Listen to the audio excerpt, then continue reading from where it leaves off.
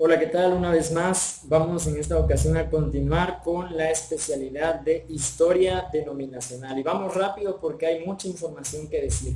En esta ocasión nos vamos a enfocar en personajes históricos. Estoy seguro que tú has escuchado alguno de ellos y sin embargo habrá alguno que quizá no has escuchado, alguna información de los que ya conocías que te sea útil para tu beneficio y también para el beneficio de la especialidad. Voy a comenzar con uno que fue bastante notable dentro de la iglesia. Incluso una de las universidades actuales lleva su nombre en honor a la gran obra y legado que éste hizo. Estoy hablando de John Neville Andrews, ¿verdad? Él vivió de 1829 a 1883. También conocido como J.N. Andrews, lo que más se le recuerda de él es que fue el primer misionero oficial de la iglesia adventista fuera de Estados Unidos, ¿verdad? Por eso era misionero, pero él fue a Europa. Además de eso, él sirvió como presidente de la Asociación General en el año de 1867 a 1869 y como editor de la revista adventista entre los años de 1869 a 1870. Finalmente fue en 1874 cuando hace su hazaña histórica más recordada. Él fue a Suiza a ser misionero y plantó allí, ¿verdad?, una gran obra como base para la iglesia en años posteriores. Además de eso, hay algunos otros datos interesantes que se le recuerda de él. Por ejemplo, a este señor John Neville Andrews se le recuerda también porque fue un teólogo, es decir, él se metió a fondo a estudiar la Biblia y gran parte de nuestra comprensión como adventistas se la debemos al legado de él. Por ejemplo, en 1855 descubrió, esa palabra no me gusta mucho, más bien estudiando llegó a la conclusión en la Biblia que el sábado debía ser observado de puesta del sol del viernes hasta puesta del sol del sábado. Esa comprensión nosotros la practicamos hasta el día de hoy. Ese legado, recuérdenlo bien, fue de John N. Andrews, además de lo que ya mencionamos anteriormente. Quisiera mencionar también, además, que este personaje hizo, junto con José Bates, basándose en las predicaciones de José Bates, que fue también otro precursor e impulsor de la observancia del sábado, llegaron a la conclusión, entre muchas otras cosas, y los incluyeron en un libro que se llamó Historia del Sábado. Ese fue uno de los legados por los cuales más se le recuerda a J.N. Andrews. Quisiera mencionar al mismo tiempo ahora a José Bates. Este señor también fue de gran importancia para la iglesia. En el caso de él, bueno, él era un marinero que se jubiló en el año de 1828. El señor Bates aceptó la doctrina del sábado como día de reposo en el año de 1845 y escribió un panfleto llamando a la aceptación del sábado como día de reposo en el año de 1846.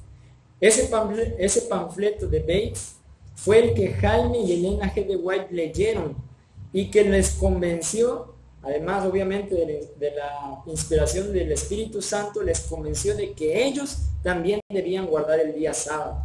El capitán Bates, ¿verdad?, como se le conoce en alguna ocasión, la historia dice que él tomaba mucho té, mucho café, y eso le ocasionó algunos problemas de salud. Al renunciar a eso, cuando él se convierte, cuando él acepta la verdad del sábado, tuvo una gran aceptación en 1863 cuando Elena de White recibió las visiones de la reforma pro salud. Hasta ese momento, hasta 1863, José Bates no había mencionado nada de las prácticas que le habían ayudado a él a renunciar a su adicción al tabaco, al café, al té. Pero fue a raíz de esa visión que él también se convirtió en un impulsor de la reforma pro salud. Finalmente él murió, pero hizo unas 100 reuniones hablando acerca de la reforma pro salud. A este señor José Bates se le debe mucho el gran legado acerca de la observancia del sábado, así como también se le debe en gran parte la comprensión de la reforma pro salud, así como nosotros la conocemos hoy en día. Quiero mencionar también al hermano, el pastor Juan Billington. Ya hablamos de él en la clase pasada. Él, lo que más se le recuerda de él fue que fue nombrado el primer presidente de la Asociación General de los Adventistas del Séptimo Día, cuando se organizó oficialmente en el año de 1863. Sirvió 2 periodos, es decir, durante 2 ocasiones fue presidente, y las 2 ocasiones su periodo duró 2 años. En total, 4 años como presidente en tiempos diferidos, estuvo sirviendo a la iglesia como presidente de la Asociación General.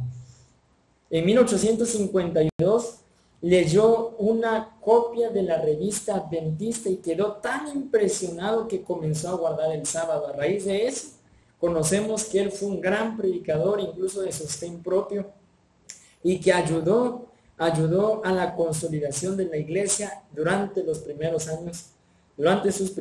años de existencia. El hermano, el pastor Juan Billington, nació en 1798 para morir finalmente en el año de 1887. Bueno, continuamos. Voy a mencionar a otro poderoso personaje histórico dentro de la iglesia, el buen Hiram Edson. Yo creo que hemos escuchado hablar de él. Este amigo se unió al grupo de mineritas el 22 de octubre de 1844. Y un día después, el 23 de octubre, cuando había ocurrido el gran chasco, él iba caminando por un maizal. Algunos dicen que muy probablemente pasó por el maizal para evitar las burlas de las demás personas, pasando por otros lados principales de la ciudad. Pero fue allí cuando, en la compañía de un amigo que se cree que fue O.R.L. Crozier, él tuvo una visión. Él entendió en aquel momento que lo que ocurrió el 22 de octubre de 1844, además del gran chasco, fue un gran chasco en el sentido humano, pero fue que en aquel entonces entendieron que Cristo en el santuario celestial empezó su función de sumo sacerdote dentro del lugar santísimo. A eso en gran parte nuestra comprensión adventista se le debe a la obra de este señor, de este amigo, de Hiram Edson. Nació en 1806 y murió en 1882. Sus investigaciones, junto con la de su amigo Crozier y otro personaje que no se conoce, el doctor Hahn, aparecieron en un artículo publicado en el diario Estrella Matutina el 7 de febrero de 1846. ¿Qué dije? El 7 de febrero de 1846, estos 3 personajes publicaron sus conclusiones y sus investigaciones de lo que realmente había ocurrido el 22 de octubre de 1844, el día del gran chasco, ¿verdad? Algunas otras cosas más que podemos mencionar sobre Hiram Edson. Bueno, Edson vendió, miren, este dato es bastante interesante y digno de destacar, vendió 2 granjas para poder ayudar a sostener el pequeño movimiento que eventualmente se convirtió hoy en día en Iglesia Adventista del Séptimo Día. Después de esto fue, entre algunas otras cosas más, una gran bendición para la iglesia y finalmente ordenado como ministro. Sin duda una acción digna de imitar. ¿Cuántos de nosotros pudiéramos hacer algo parecido, verdad? Quiero mencionar otro personaje histórico, Guillermo Foy, 1818 y murió en 1893. Este amigo, Guillermo Foy, o también conocido en inglés, ¿verdad?, como William Foy, tuvo visiones entre los años de 1842 y 1845. Tristemente, él no dio a conocer las visiones, o la dio a conocer con un grupo muy pequeño, porque decía él, como él era afroamericano, de tez morena, tez negra, él pues se sentía un poco cohibido en una época donde había mucho racismo, ¿verdad? Él pensó que nadie lo iba a escuchar. Pero estas visiones tienen una gran importancia, porque tiempo después de 1844, cuando Elena de White tuvo sus primeras visiones, él fue una de las personas, ¿verdad?, que pudo creer en que las visiones eran realmente verdaderas. Después del gran chasco, aparentemente tuvo alguna otra visión, pero no pudo entender lo que él había visto. así que no la relacionó con ninguna otra más. Aunque siguió siendo un ministro por el resto de su vida, sirviendo a las congregaciones en varios lugares de su estado natal, no parece haber tenido más visiones y tampoco parece ser haber tenido ningún otro contacto con los adventistas del séptimo día. Recuerden el nombre, Guillermo Foy, otro de los que presenciaron o dijeron tener visiones en algún momento parecidas a las de Elena G. de White. Quiero mencionar otro que también me parece relevante, su legado. Mencionamos algo en el video pasado, el doctor John Harvey Kellogg. Él fue motivado por Jaime White en 1873 para que se convirtiera en doctor. Y finalmente, después de un entrenamiento de 2 años, miren, nada más 2 años era lo que duraba en aquel entonces entrenamiento como doctor. En 1876 finalmente se convirtió en el doctor Kellogg. Durante casi 70 años como director del sanatorio. ¿Cuál sanatorio? Bueno, ya mencionamos, sanatorio de Battle Creek. El doctor Kellogg ayudó a comenzar la primera escuela de enfermería. La primera escuela de enfermería promovió la expansión del trabajo médico en la iglesia y además de eso inventó algunos cereales en hojuelas y varios sustitutos para eliminar la carne dentro de la alimentación. Tristemente, el doctor Kellogg, a pesar de este gran legado, él publicó libros, panfletos, artículos que tenían que ver con la salud y con la medicina. Tristemente, él fue un poco renuente. Por ejemplo, en 1902, cuando el sanatorio se quemó, el doctor Kellogg construyó un edificio aún más grande, a pesar de que el consejo de Elena de White había sido todo lo contrario. Se encontró además el doctor Kellogg en contra de algunas de las teorías teológicas de la iglesia y tristemente en el año de 1907 fue desfraternizado de la iglesia. Como mencionamos en el video pasado, a partir de ese momento pues él se adueñó del sanatorio, ¿verdad? Además de que fue desfraternizado y pues se dedicó a hacer cereales que el día de hoy nosotros conocemos como cereales Kellogg's, ¿verdad? Bueno, continuamos. No podemos hablar definitivamente de personajes históricos para la iglesia sin mencionar al gran Guillermo Miller. Guillermo Miller, aunque nunca fue adventista del séptimo día como tal, sabemos de su legado. Gracias a la vida de este personaje que vivió entre el año de 1782 a 1849, él fue un granjero estadounidense. Llegó un momento, a pesar de que él fue educado como cristiano, mientras era joven, Guillermo Miller se volvió escéptico. Aparentemente porque en el año de 1812, durante una guerra, le preocupó tanto los eventos que pasaban, que llegó el momento en el que él se llegó a preguntar, ¿será que realmente existe un Dios? Y él llegó a decir que era escéptico. Sin embargo, inmediatamente Miller comenzó a estudiar la Biblia para saber si realmente podría encontrar a un Dios dentro de la Biblia como el que le habían contado cuando él era adolescente. Mientras estudiaba, su escepticismo se desvaneció. Acerca de las escrituras, Guillermo Miller llegó a decir más tarde, tiempo después, ellas, refiriéndose a la Biblia, ¿verdad?, se convirtieron en mi delicia y en Jesús hallé a un amigo. Sabemos que su gran legado tuvo que ver en el estudio de Daniel 8:14 y la interpretación de la profecía de las 2300 tardes y mañanas. El mismo Miller calculó que dio lectura a esa profecía durante unas 4500 veces, se pueden imaginar, con la intención de saber que realmente estaba seguro de lo que estaba leyendo. Cuando Jesús no regresó en 1844, Miller estaba muy chasqueado, pero nunca se desanimó. Tristemente, como mencionaba al principio, Miller nunca aceptó el hecho de que era el santuario celestial el que iba a ser limpiado allá en el cielo. La interpretación de Hiram Edson, el otro personaje que ya vimos, él nunca llegó a aceptar eso, no llegó a aceptar tampoco la verdad del sábado, y entre algunas otras doctrinas, esas dos que fueron los pilares de nuestra iglesia adventista.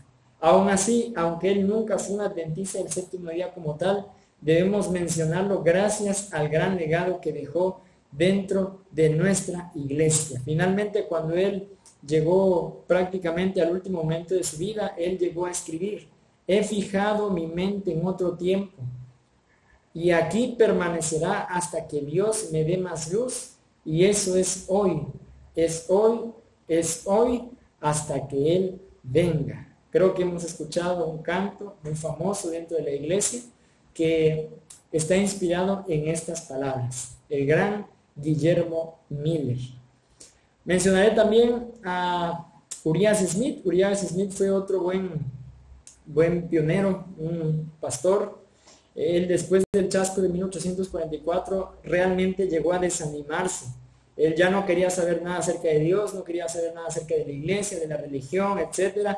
Sin embargo, en 1852 se convenció de la verdad del sábado y se unió a Jaime White para empezar a publicar la revista Adventista y el Heraldo del Sábado, que fue el nombre que se le conoció después a la verdad presente, lo que veíamos en el video pasado.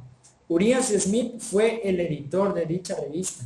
Sirvió un total de 15 años como personal editorial de la revista Adventista y alrededor de 35 años como editor.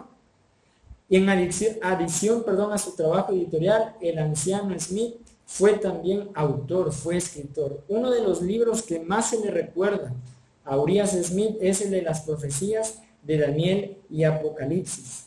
Las contribuciones de Urias Smith al movimiento adventista fueron muchas, realmente, fueron variadas, desde escritor, una labor pastoral. Se le debe mucho a este hombre también en la cuestión de las publicaciones. Y damos gracias a Dios porque junto con él muchos otros hombres entregaron vida, tiempo y recursos para que hoy en día nosotros pudiésemos tener la base sólida de una iglesia adventista tal cual como la conocemos.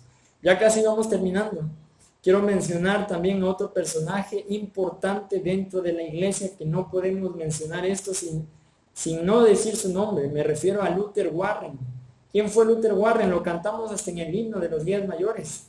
Luther Warren vivió entre 1864 a 1940.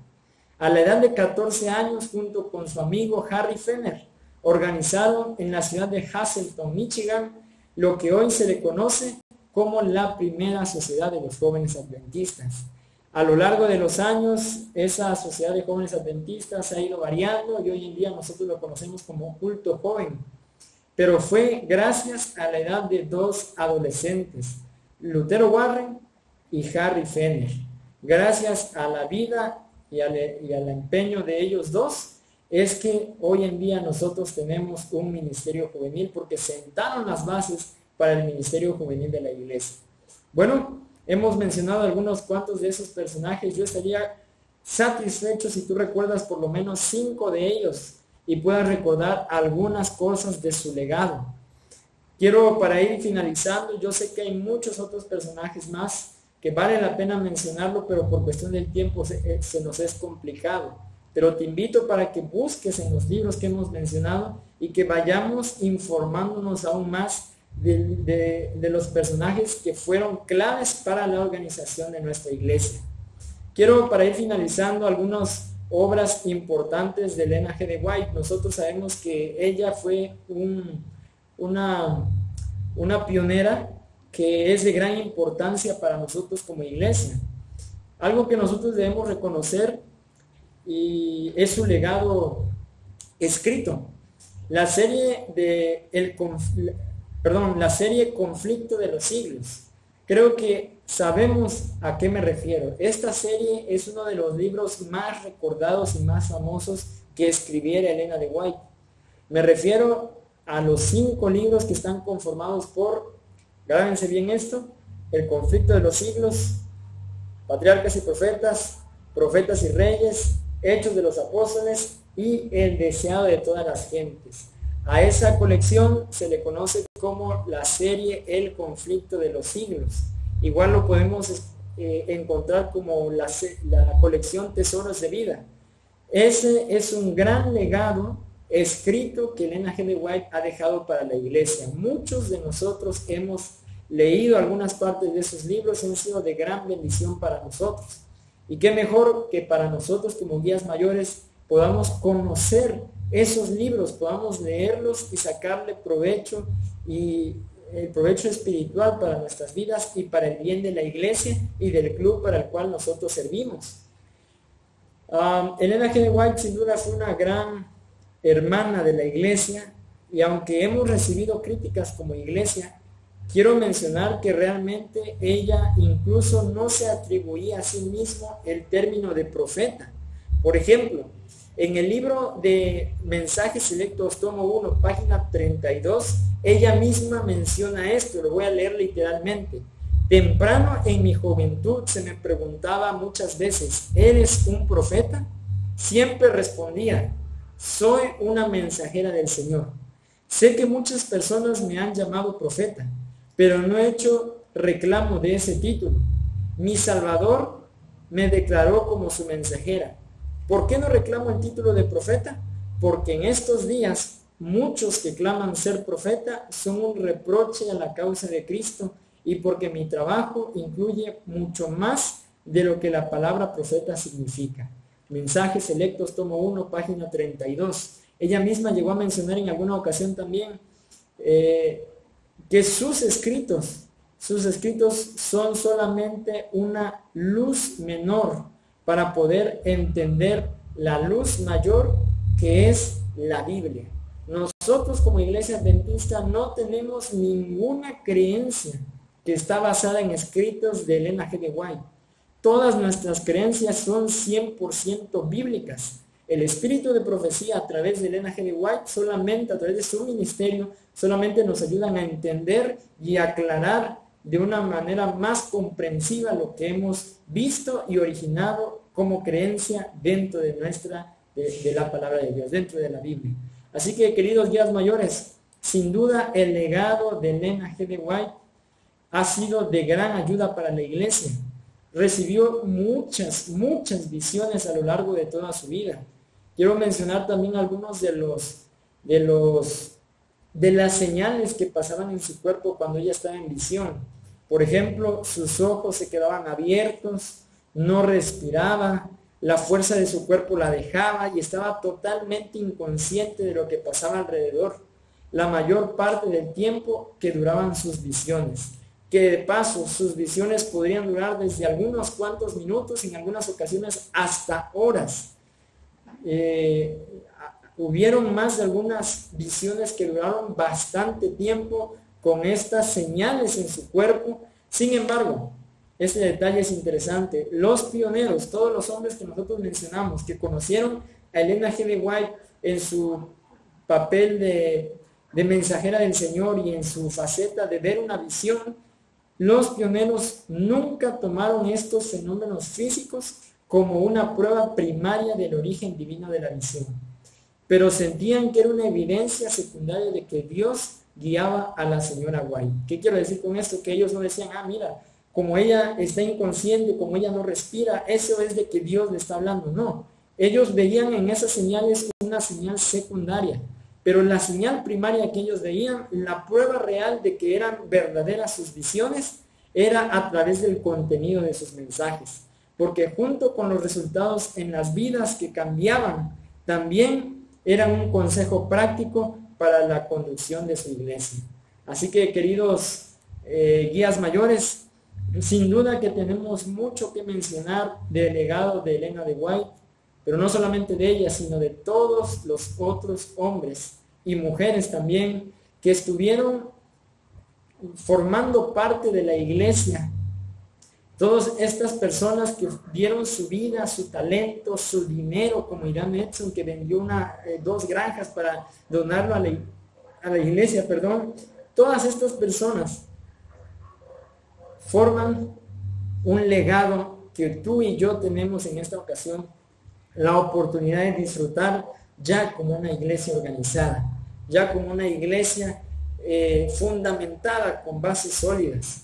Pero es gracias al legado de estos hombres, por lo cual vale la pena que nosotros estudiemos, que nosotros nos motivemos a conocer la historia de nuestra iglesia y ayudar a cada uno de los que vienen detrás de nosotros a predicarles y ver que formamos parte de una iglesia que ha llevado la conducción del Señor desde el inicio de los tiempos. Que Dios pueda bendecir a cada uno de nosotros.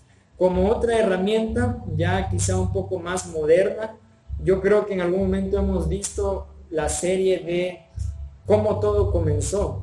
Esa es una producción, sí, una película que la iglesia hiciera y no dura mucho, dura quizá 15 minutos cada capítulo. Creo que está en la versión donde juntan todo y dura como 1 hora y media, 2 horas más o menos, donde cuenta en gran parte la organización de la iglesia desde Guillermo Miller, y creo que vale la pena que nosotros, para fundamentar y para complementar el estudio que hemos visto en estas dos sesiones, pudiésemos también ver esa serie.